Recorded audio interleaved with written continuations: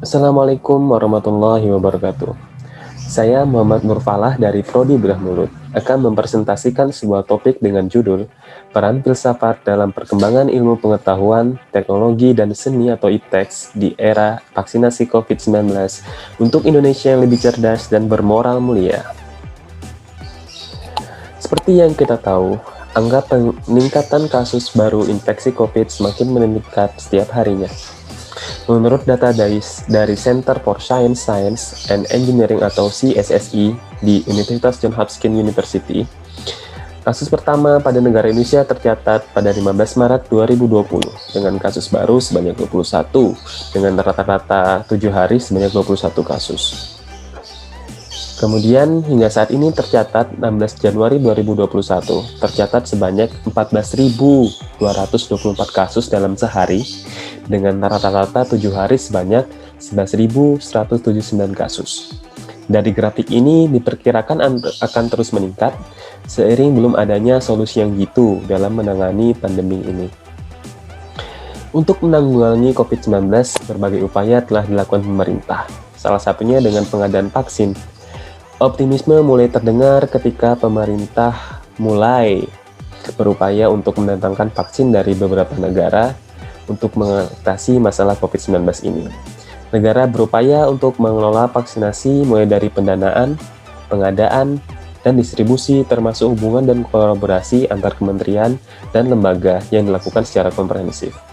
Hal ini sesuai dengan yang diamanatkan Presiden Jokowi dalam Perpres nomor 99 tahun 2020 tentang pengadaan vaksin dan pelaksanaan vaksinasi dalam rangka penanggulangan pandemi COVID-19 yang ditandatangani pada 5 Oktober 2020.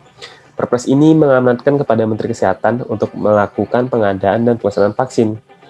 Dalam melaksanakan mandat dari Perpres ini, Menteri Kesehatan memperhatikan pandangan dan masukan Komite Penanganan COVID-19 dan Pemulihan Ekonomi Nasional.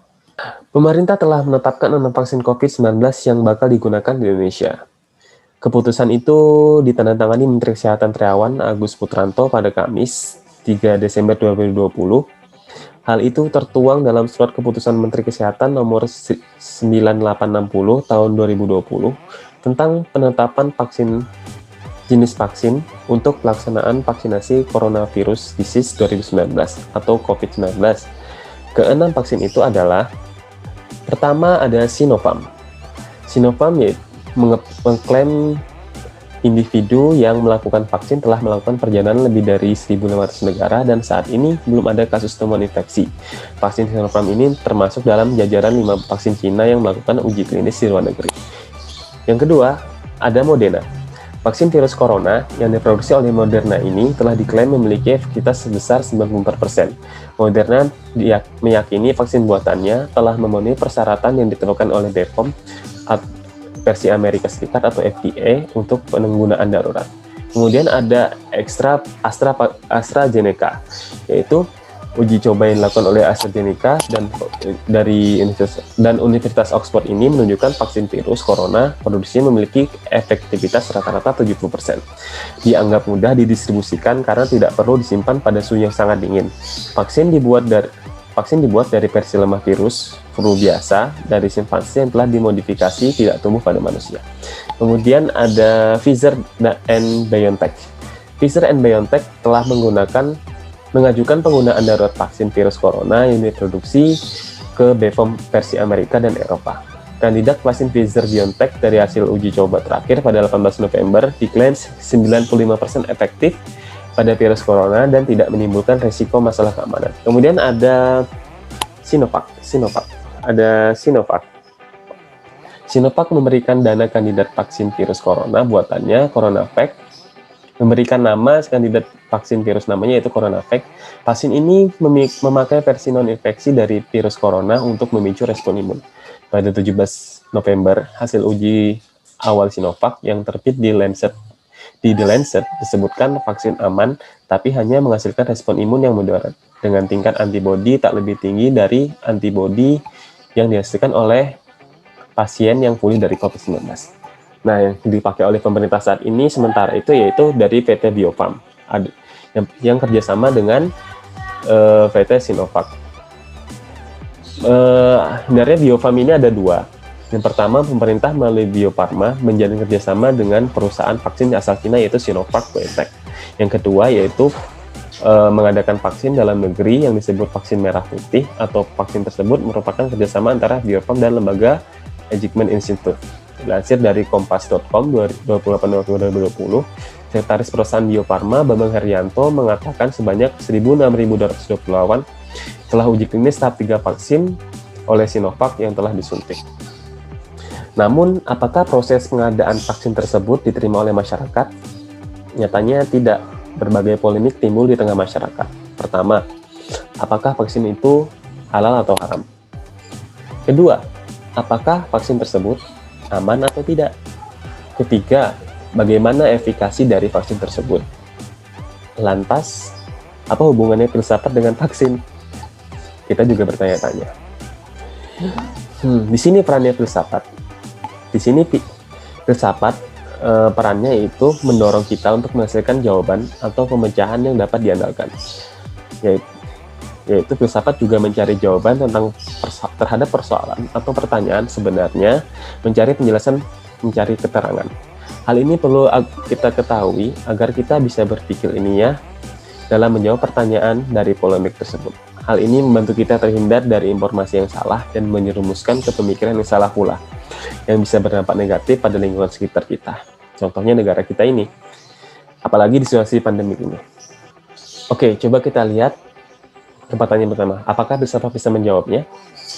Negara kita punya lembaga independen yang memutuskan produk ini termasuk halal atau tidak, yaitu Majelis Ulama Indonesia.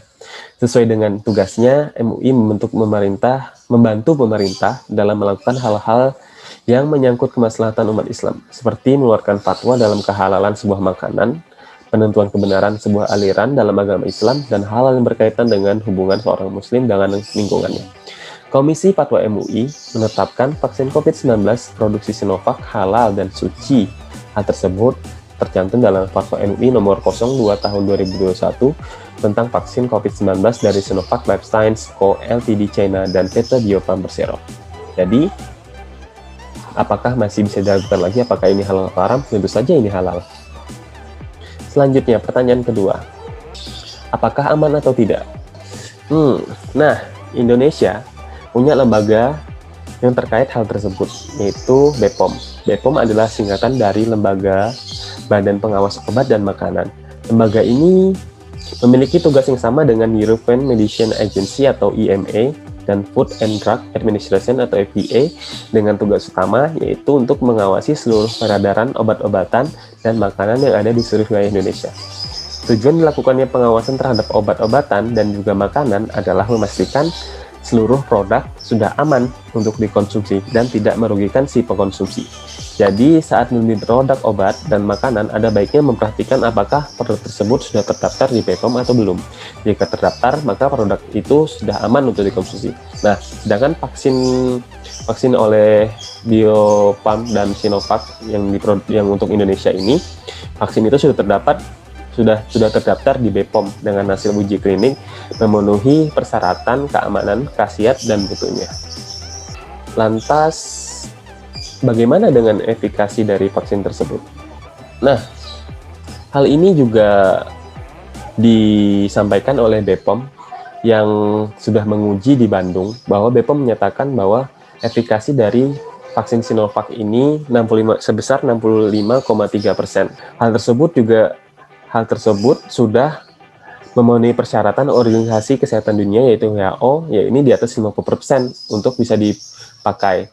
Efek samping juga tercatat ringan hingga sedang dan bisa pulih kembali.